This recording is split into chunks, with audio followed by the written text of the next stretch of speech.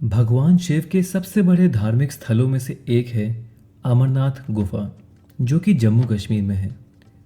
हर साल लाखों श्रद्धालु यहाँ आते हैं ताकि वो बर्फ से बनी हुई शिवलिंग के दर्शन कर सके, जो कि एक गुफा के अंदर बनी हुई है। कहा जाता है कि अमरनाथ गुफा में शिवलिंग का आकार चांद की अलग अलग कलाओं के हिसाब से घटता या बढ़ता है। शिवलिंग के साथ साथ यहाँ बर्फ की दो और रचनाएं भी हैं, जिन्हें माँ पार्वती और गणेश माना जाता है। वैसे तो ये गुफा बर्फ से ढकी हुई होती है, पर गर्मियों में मई से अगस्त के बीच में गुफा के आसपास की बर्फ पिघल जाती है और सिर्फ इन्हीं 4 महीनों में लोग यहाँ के दर्शन कर सकते हैं। अमरनाथ 2 शब्दों से बना है। अमर मतलब जो कभी ना मरे, और नाथ मतलब भगवान। इस गुफा को ये नाम इसीलिए मिला क्योंकि ये वो गुफा है जहाँ भोलेनाथ ने माँ पार्वती को अमर होने का रहस्य बताया था। हमारे पुराणों के मुताबिक इस कहानी की शुरुआत तब हुई जब माँ पार्वती ने शिवजी से पूछा कि वो मुंड की माला क्यों पहनते हैं। तब शिवजी ने उनसे कहा कि हर बार जब भी पार्वती जी जन्म लेती है तब वो माला में एक और मुंड यानी कि सर जोड़ देते हैं। तब पार्वती जी ने शिवजी से पूछा कि मुझे हर बार नए रूप में आना पड़ता है और सालों तपस्या करने के बाद आप मुझे मिलते हो, मेरा इतना मुश्किल इम्तिहान क्यों? मुझे भी अमर होने का रहस्य बताइए।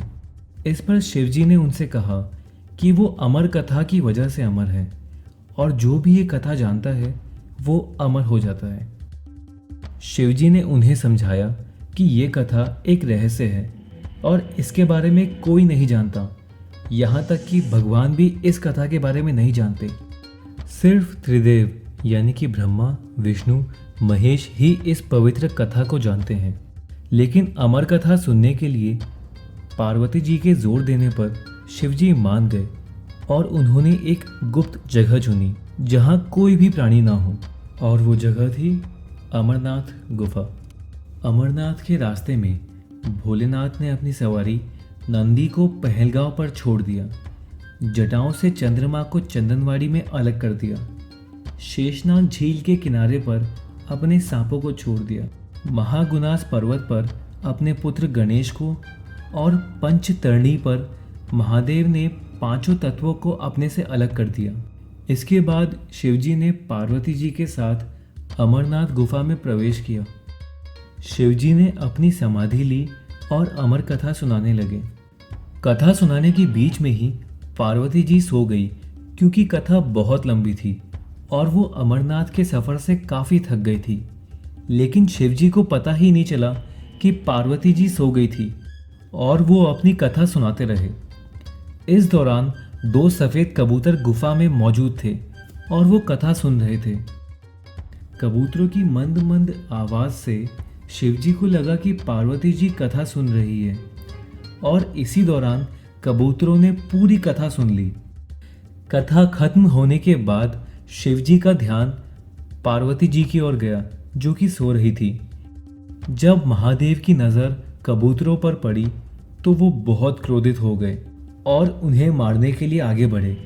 तब कबूतरों ने भोलेनाथ से कहा कि हमने आपसे अमर कथा सुनी है, अगर आपने हमें मार दिया तो अमर कथा झूठी हो जाएगी।